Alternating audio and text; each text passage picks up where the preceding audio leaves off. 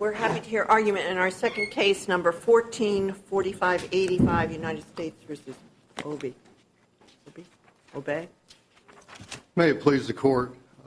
Good morning. My name is Scott Wilkinson. I represent the appellant, Gregory Obey, and also represented Mr. Obey following his original remand from this court in the district court and at the sentencing in this case.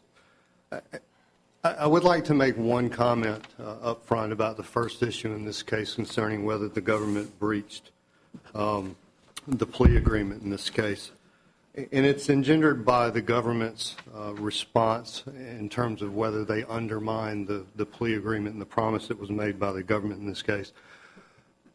In terms of kind of setting the table for this comment, one of the things that I want to suggest to the court is that I think there's a fundamental difference between a sentencing recommendation, the government's opinion as to the ultimate sentence that should be imposed in a case, and stipulations or promises that relate to guideline provisions.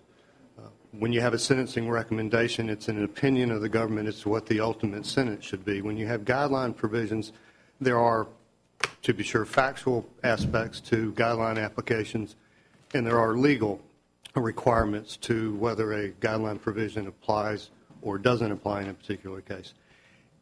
In this instance, the sentencing recommendation in this case is kind of a hybrid of both of those issues. In one sense, it is a sentencing recommendation because the government promised to make a recommendation of an ultimate sentence. Its opinion is as to what sentence would be sufficient but not greater. Right, and the government did that twice at the sentencing hearing, pretty clearly. Actually, I think they did it three times where they recommended to the court that they adopt the sentencing recommendation. But the point that I'm trying to make and what I want the court to be aware of, and I don't know that it's apparent from the briefs to the point where they are now, is that when we came into sentencing, we were aware, both the government and the defendant and certainly the court, that the defendant's guideline or advisory guideline range was 240 months. The government's promise was to make a recommendation of an 18-year sentence. So in this case, the government's promise as to the sentence they would recommend was below the otherwise applicable advisory guideline range. In that circumstance, I think it is incumbent upon the government, I think it's implied in terms of what the Brown case talks about, for them to make an argument either as to a departure or to a variant sentence from the otherwise advisory guideline range. The Senate or the government attorney at the sentencing even commented in his opening sentence that he was asking the court to make a variant sentence from the 20-year advisory guideline range. And I think that's a fundamentally different situation.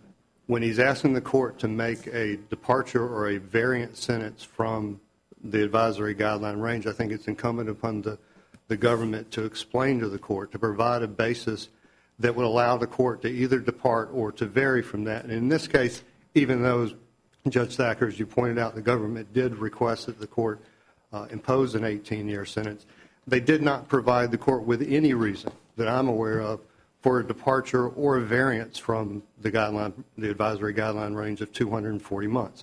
What I'm getting at ultimately is that there are a number of ways that the government can undermine an agreement or a promise. It's not simply limited as to situations where they express reservations about it, as in Buchamal and Peglera. In those cases, what is the best case for the proposition that you're espousing to us? Because we have here the government 3 times saying that this is the sentence it wished.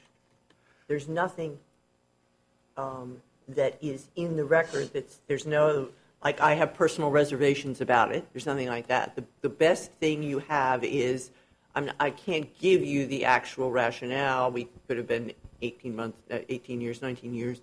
We arrived at 17 years. We arrived at 18. So I guess I don't know that there's any case law that really is very helpful to you. Well, I would admit to the court that I have not found a case or a court that's expressed the wisdom and the judgment to do what I'm asking yet. Okay. But again, what I am suggesting is that I haven't found a case to the opposite effect either, but all I'm suggesting is that there are other ways to undermine it. When the government comes in and says we want the court to impose an 18-year sentence, which by definition has to be a departure or a variance from the advisory guideline range, they don't provide the court with any basis for that. They don't have to advocate for it. I'm not necessarily saying they do. Certainly in a situation where it's an ultimate conclusion, an ultimate opinion about a sentence that is sufficient but not greater than necessary, I think Buccimal and the Fourth Circuit cases that say maybe all the government has to do is state what their sentence recommendation is, that's one situation. The other situation, I think, is the guideline provisions where there are legal and factual aspects to that. The government, for example, if you're going to take a complicated one like a safety valve provision, the government stipulates to a safety valve provision, but then they go on to argue that the defendant possessed a firearm or there was violence. You do undermine your stipulation in that sense. It's not exactly, but it's really a hybrid of those two, because you've got to get the court legally to be able to depart or vary. Even if you look at the 3353A factors that the court has to look at to determine whether a sentence is sufficient, the only reason that the government offered was witness problems. And I don't know of any 3553A factor that considers the relative strength or weakness of the government's case as a basis for imposing a sentence. So in that sense, I think that it is a situation that does undermine. Well, but that's certainly a reason for the government to enter into a plea agreement. In virtually, I would think in almost any case, weighing the strength and weakness of their case. Well, in this case, it was the strength and weakness of a particular problem with one witness. But in terms of its promise to the government... Well, you take those same things into account when you're negotiating. Both sides do that. Yeah. The strength of the case, whether you're going to enter a plea or not. I agree with that. But in terms of 3553A factors, that explanation, that excuse doesn't fit into any of those. But the 3553 factors that would advocate or support that sentence are for the defense counsel to address. And you did that. Well, I certainly tried. I provided, or at least tried to provide, a number of ways that the court could depart or vary or find under the 3553A factors that a sentence less than the advisory guideline range, in this case of 240 months, was achievable. In the government's case, all they did was identify a factor that doesn't fit into any of those categories. Then you add on top of that a statement by the government attorney at sentencing that there's no rhyme or reason to what the government did of the agreement that it came to. But there was a rhyme or reason. They had their cases weakened on. The witness went south. That's what they said, but again, the argument is that it doesn't fit under, it doesn't allow for a departure, it doesn't allow for a variance, it doesn't fit into any of the 3553A factors for a court to depart or move away from. It used to fit in the government, in the Department of Justice guidelines on negotiating pleas and strength of the case.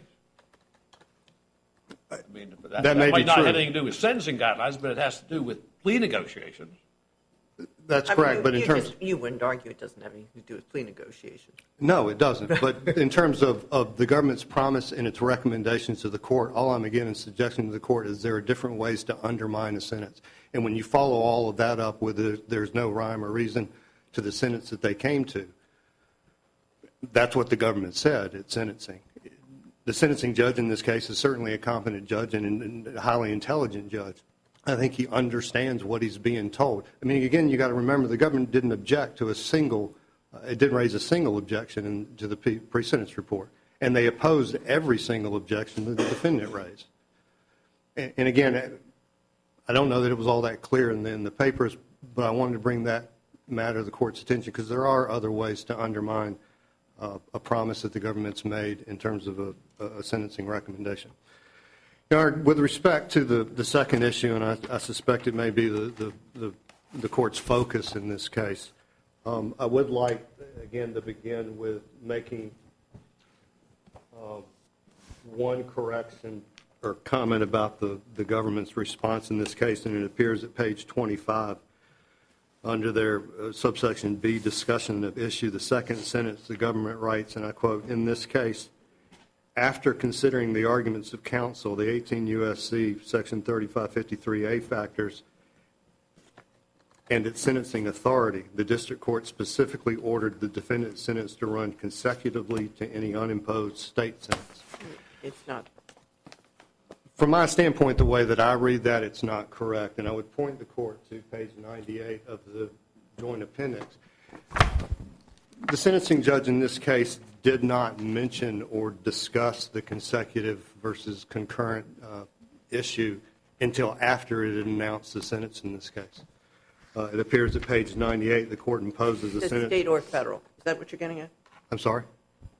It says, the court said this sentence shall run consecutive to any other state or federal sentence. Is that what you're getting at? No, ma'am, I'm Okay. a bit before that. Okay. In terms of the court announced its sentence, and the very next sentence is the very first time in this entire sentencing proceeding where the court discussed the consecutive sentence that it intended to impose.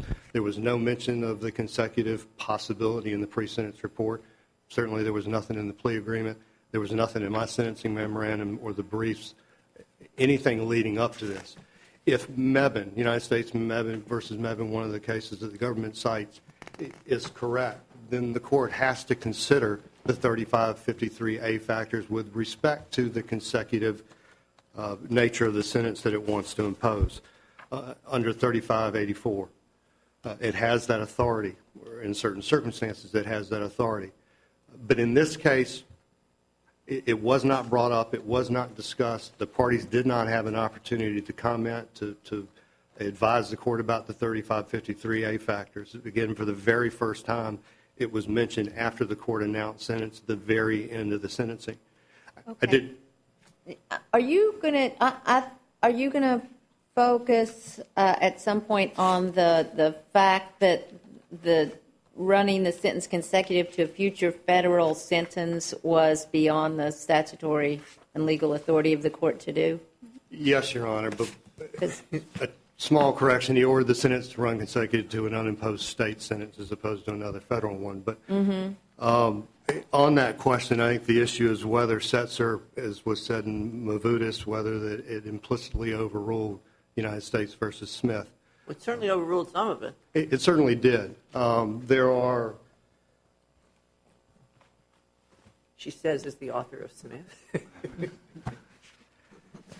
There were both of the cases, both Setzer and Smith began their analysis of whether the district court had authority to order a consecutive sentence by looking at what's allowed under 18 U.S.C. 3584. The Smith court said that the court's discretion or authority to impose consecutive sentences was limited to what was in the statute.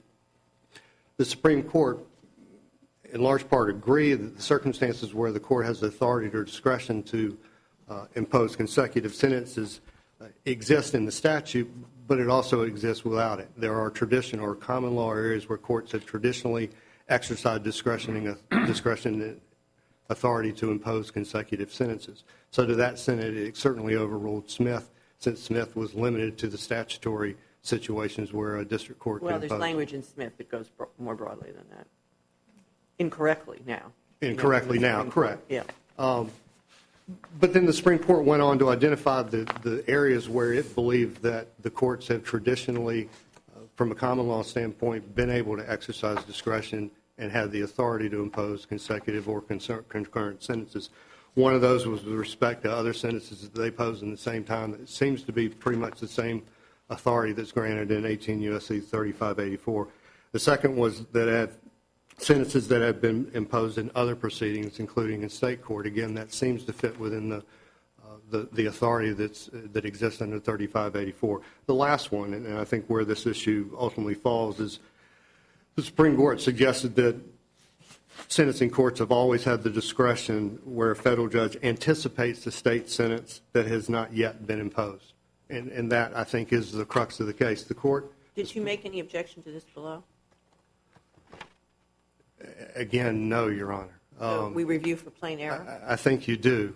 At the time, again, the fact that it wasn't considered, it wasn't discussed, the court brought it up at the very end of the sentencing and incited cases that I hadn't read or wasn't even aware of in terms of being able to object to that. But I think You're saying you didn't have an opportunity to object? Your Honor, I didn't have a basis to object. Again, it wasn't something that was brought up that the parties were considering. It just happened, and the court cited two cases. So you from agree the it's bench. plain error review here?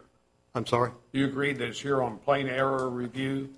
I would, Your Honor. But in that circumstance, again, Mebane talks about the court discussing the 3553A factors with respect to the consecutive sentence, listening to the arguments from the parties and considering those arguments and the comments.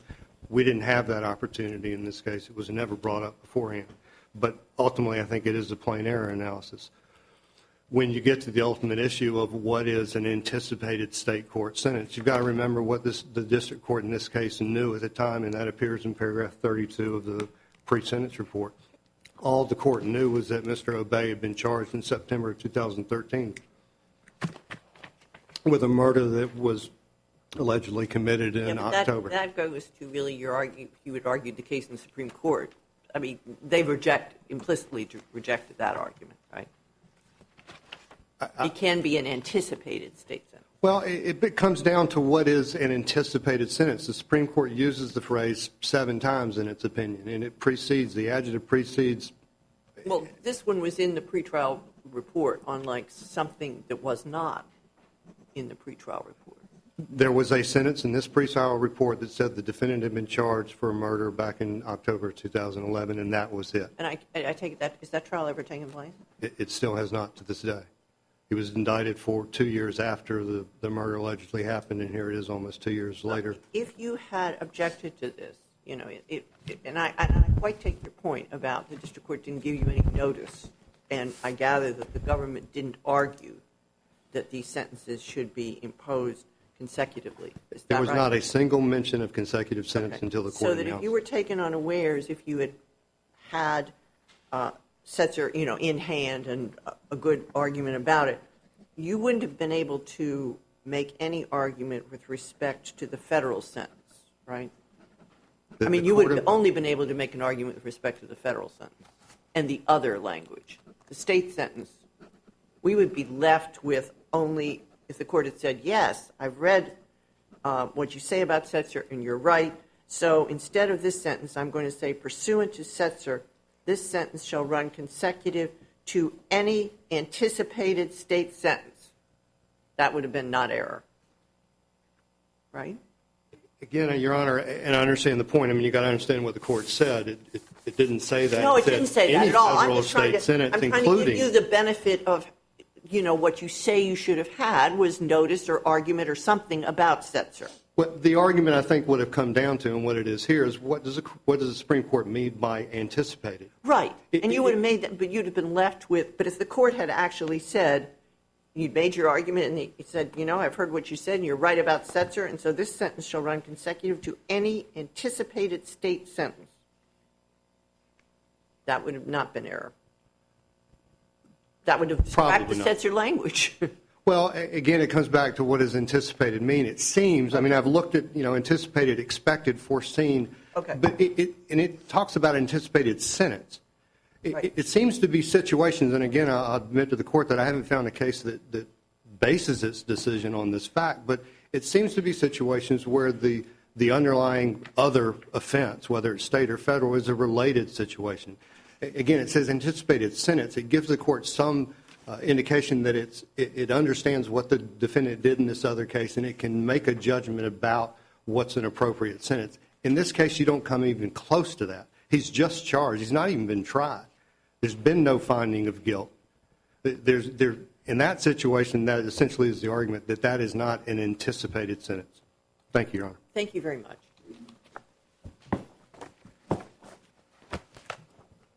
Ms. May Parker?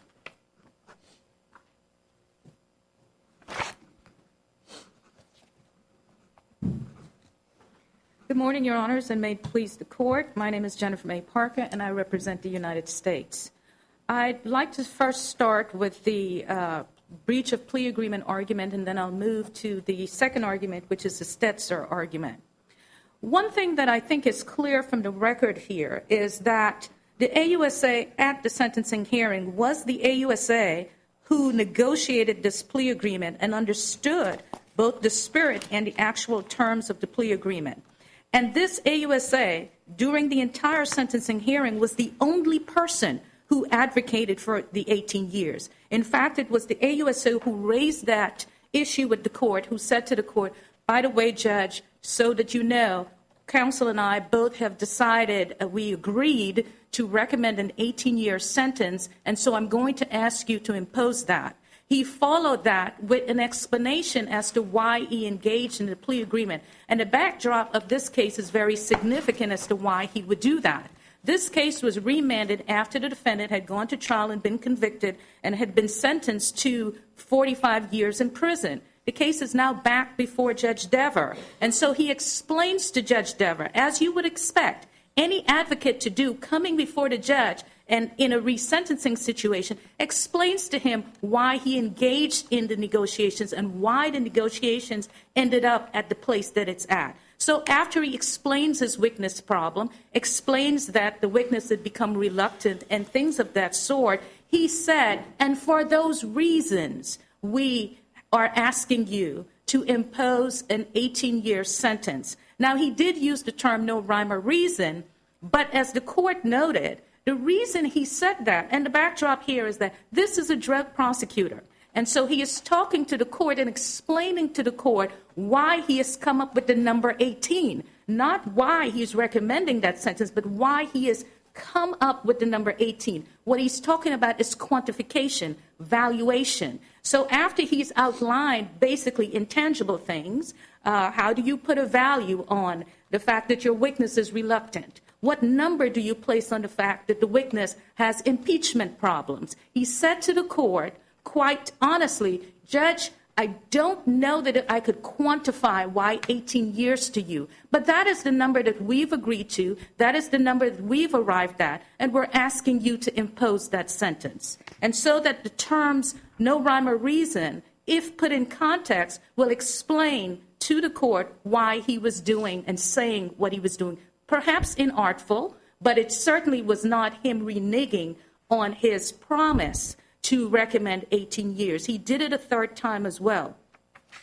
When he made his 3553A arguments, he said to the court, Judge, I know all of these things, and those were just factual things in the record. That was the defendant's record. And this court has said that AUSA is obligated to talk about the defendant's prior history before the court. After he did that, and he said, look, I'm just going to summarize. But, Judge, we believe that 18 years is the sentence that is sufficient but not greater than necessary to achieve those 3553A factors. So on that record, it is very difficult to say that the AUSA breached the plea agreement. It was nothing like in Brown. He did not express any reservations. He did not express any unhappiness about the negotiation that he had come to, and he fulfilled that promise, and he did it in a very direct way so that even the court understood that he was sincere in his efforts. In fact, the court says, I understand your argument, I understand your recommendation, I believe it lacks merit. So the court even accepted that he was in fact recommending 18 years in this case.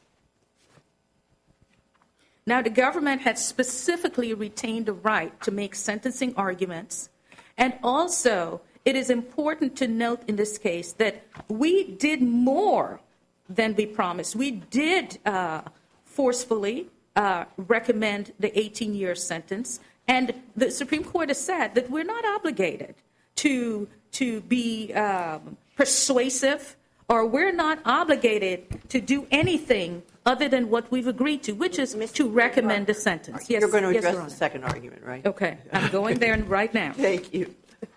So we get to the second argument, which is the defendant's argument that Setzer excludes what the district court did here. The first thing I'd like to point out is on page 84. Well, before I get there, on page 90 of the joint appendix, the judge did make inquiries about the state sentence that had been noted in the joint appendix at page 40, at paragraph 42. And asked specifically, asked the AUSA on page 90 about the Status, yes. Yes, indictment there, and he said, I don't know the nature of the plea negotiation, but the trial is still scheduled, and it's my understanding. So that was the first time that Judge Dever actually mentioned the state sentence. And then going over to page 94 was actually the time that he imposed the state sentence, and he did impose the federal sentence to run consecutive to the state sentence. And he did it specifically as it relates to paragraph 32, reading from the bottom of page 94.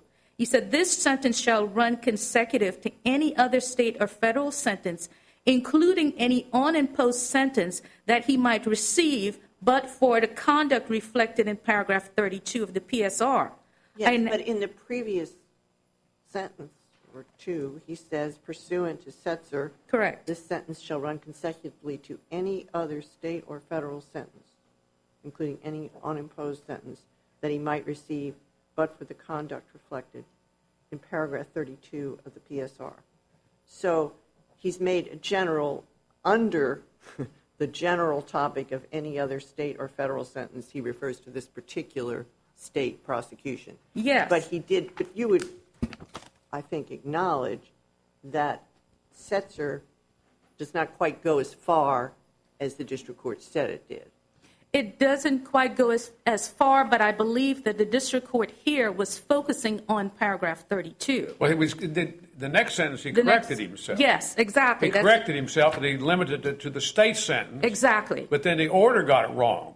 Why didn't somebody fix the order?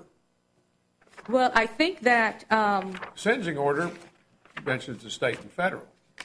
but the order can certainly be fixed. Doesn't it? Yeah, it says federal and state. Yes. But the second time, at the bottom of 94 and the top of 95, Yes, he limits it to an unimposed state sentence. correct. And he then talks about Rule 30 or page 32. Yes. So he was talking about what was going on over in Johnston County. That's all it seems to be. He says it both ways. Yeah. But the Well- second time he says state sentence.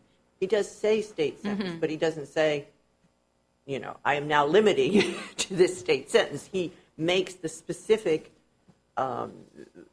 he makes a specific connection, but I think the government could come up with another state sentence or a federal sentence that would run consecutive, that they could use for this. I don't read this as forbidding that. Do you?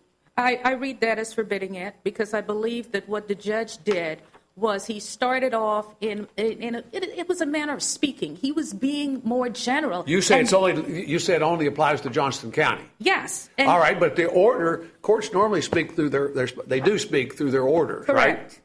If there's a discrepancy between the order and the transcript, the order governs.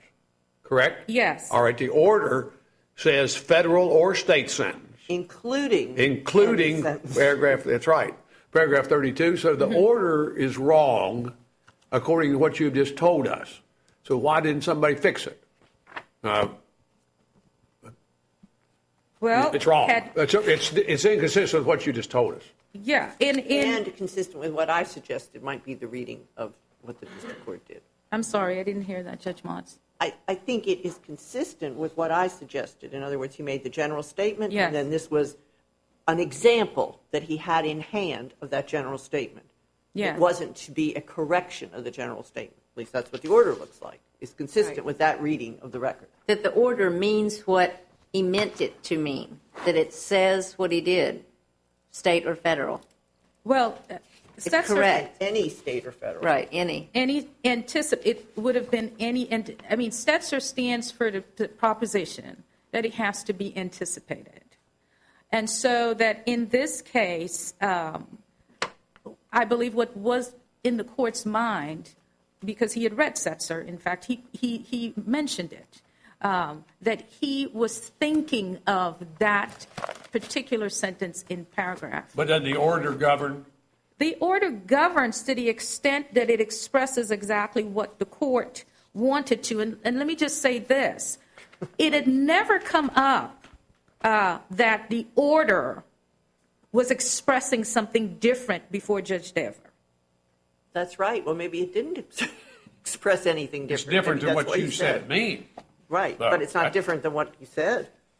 He says federal or state, including what's going to come under paragraph 32, which is Johnson County murder charge. Well, So it could be another state charge, it could be another federal charge of any nature, I assume, although it doesn't make much sense because he's probably going to be in prison. But, Well, let me ask you this. Just Yes. backing away from that, I have two questions. The first is, if the order was what the judge said too, would you acknowledge that that was error under Sitzer? I would acknowledge that it has to be an anticipated sentence. Right, so it doesn't say that. And the word anticipated is not in the court's judgment. And so if what this court And he says... also talks about states and federal. He talks about both. So it would be error under Sitzer, right? in terms of the federal, I don't think it would be Right, error because the court he says clearly has both. authority. So, you know, to do it's that error. in It any doesn't have case. to be error in every respect, but there's error. I would acknowledge that it wouldn't be clear what exactly Judge Dever meant here. You don't confess error. Or Not you do confess error. That's what It we're seems to asking. me you for. made a harmless error argument, and I'd like, that would be my second question, but it seems to me that there is error here. Judge, if you read it to mean that Judge Dever... Well, you got to read it No. what it Read what it says. says. Okay. Can you just It's plain maybe what it get says. beyond, assume that we all three think there is error. Okay. You need to address the next step. Right. So the next Maybe that step will would help. be that it would be harmless error No, in this plain case. error. Well, It's on plain error That review. it wouldn't have affected a substantial right. Well, why wouldn't it not be plain? Why don't you plant your feet on prong two? Okay. If it's error, right? If you say it's error, then it wouldn't be plain error. It would Why be not? plain error or not plain error? Well, because the argument that I was making before, it would depend on how you read Judge Dever's words, Yeah, but what you but- read them to mean. All right. Now, if you read them to mean that plainly it does not fall within Setzer, then I would say yes, it's plain, it's error, it's plain error, and then we now get to did it affect the substantial rights? Fair enough? Well, I think we heard what you said. I would have thought your argument, the arguments that you're making about what the district court, I mean, the district court said what it said, I would have thought that those arguments would go to, yes, it's error, but it's not plain. But you're eschewing that argument, I think. No. In other words, I think Judge Thacker directed the question to me, assume that, so that we needed to No, move but she back. just said, assume it's error. Assume Then it's you have error. all these other things that you have to do to show That's plain right. error, and you jumped immediately to a denial of his substantial rights. And what I was suggesting to you is that maybe all these arguments you're making about whether it's error or not go to whether it is plain error. Yes, and I agree with that. So my confusion I didn't was, hear I you thought say you that. I'm saying it now, Judge Thacker, Judge Motz. So my confusion was that I thought you were getting past plain error as well. So if it's error, then it's error that's not plain. Why Because not? it is not plain to me that Judge Dever meant any anticipated sentence. And even if he did mean that this was any possible sentence, it is not clear that Setzer excludes that as a possibility that the judge has within his discretion. The proper interpretation of Setzer and Smith don't make it plain. It's not obvious enough. Is that what you're Right, going to because say? those were those specific points were never really addressed in Setzer, and not Smith, and certainly not in Setzer, where you get to the fine point of is it any future sentence? No, we're talking The about li- the putting the state sentence. yes, the Yeah. state sentence. The state line- sentence is addressed in Setzer, and there's a special footnote sort of accepting it out, and maybe we'll reach that. That's for another day. Yes. Well, okay, so we now have your argument on that this was not plain. And going further, then you have an argument, I thought you said, about it didn't affect substantial rights. What's that argument? And that argument is that, first of all, counsel just told you that nothing has happened with the state case. Well, And so, it's going to happen. It doesn't have to have happened. It's And- going to affect his substantial rights. and even if it does, he does get a sentence that is consecutive to a state sentence that is imposed. That is what Judge Dever intended to happen. And that is exactly the sentence that Judge Dever wanted to give him. In fact, in the record, Judge Dever says he rejected the government's argument for 18 years and said, I believe that he should get every day that is available to him. and he should be incapacitated for as long as possible.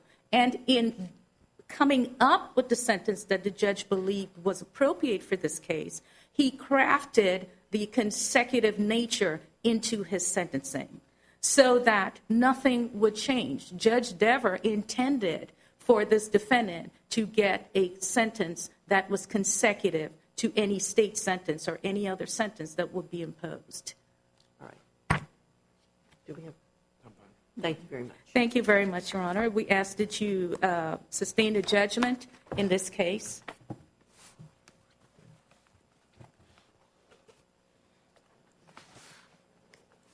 Your Honor, just to pick up on that last point, I think that may be exactly what Judge Dever intended. I mean, everyone knows that he originally sentenced Mr. Obey to 540 months, and then by virtue of the plea agreement that was offered in this case, the court's acceptance of that plea agreement, his hands were tied essentially to the statutory cap. If I could graft a quick phrase onto not only what Judge Dever said at sentencing first, and then the sentence that Judge King mentioned, but then his written order, The order. tracked exactly what he said initially at the sentencing. It's only that middle sentence that creates some difference. If you turn to the substantial right, because we've conceded that it's here on plain error, right? Yes, That's ma'am. the standard we review it. Yes, ma'am. So if it didn't affect his substantial rights, so if we should agree with you that there was error here and indeed send it back for resentencing, couldn't the district court limit the consecutive sentence to this pending state sentence, pending state? Of course, the court could. The small graft I was going to add to this, the way that it really reads, I think, You is could, consistent with Supreme Court law. correct.